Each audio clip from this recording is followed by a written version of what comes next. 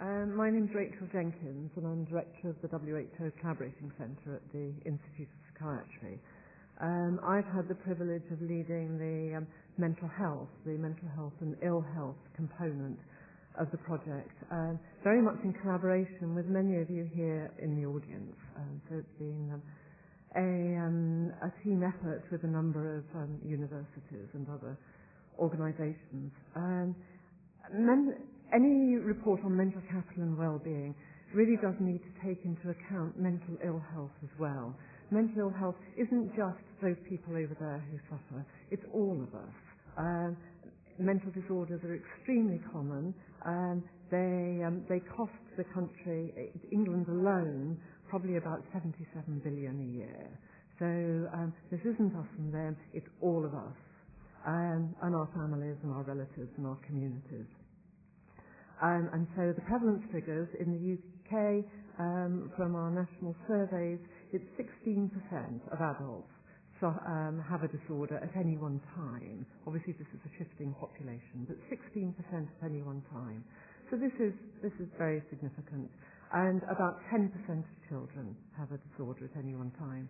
And those rates are increased in vulnerable groups. So, for example, looked after children have much higher rates, about 45%. Looked after children have a mental disorder.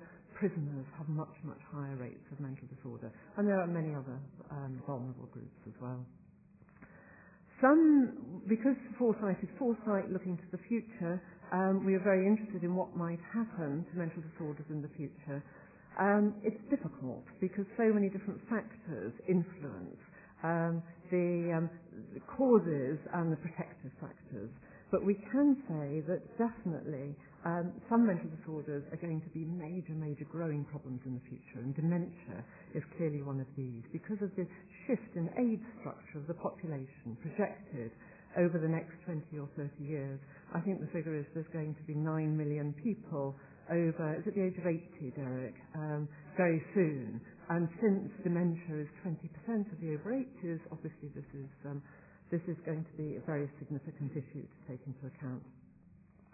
The future prevalence of other disorders is much more uncertain because there's so many precipitating and protective variables that might be influenced, that will influence them.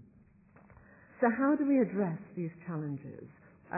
We think that there's definitely scope for improving diagnosis and treatment, getting it much, much more kind of proactive. And as part of this, we feel there's a good argument to have closer linkage between primary and social care because of this wide range of social risk factors which influence the onset of disorder, long-standing risk factors, precipitating factors, and the disorders have very important social consequences which feed back in the kind of vicious cycle. So addressing these social factors is going to be very important for limiting the duration of illness as well as the prevention. So that's one issue. A second issue is that not everybody who is ill is in treatment. So our data suggests that most people with psychosis are in treatment of one kind or another, but only about half of those with common mental disorders are receiving treatment, and only a very small proportion of those with substance abuse, alcohol and drug abuse, are receiving treatment.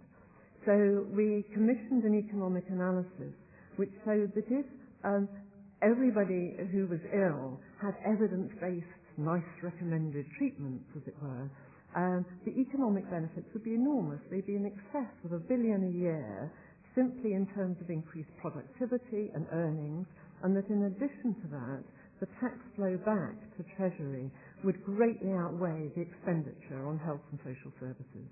So this is very important. There are a number of public health things that we can be doing to address social risk factors, and John Beddington highlighted the issue of debt, but there are a number of others as well, and we can perhaps discuss these in the Q&A. So working with the FSA and the other financial agencies may have an important role, as an example. And last but not least, as you know, stigma and discrimination is enormous. It's very, very great, and it has a wide impact on everything that we try to do to support people with mental disorders. It exacerbates disorders, and it impacts on access to treatment and on outcome. And so the project analysis shows that we need a very wide, multi-sectoral, integrated approach that is long-standing. It's no good just doing one or two things about stigma and then thinking you've done it. We need a sustained approach, probably forever, involving a range of stakeholders, family, employers, schools, the media, all the other relevant sectors on stigma to address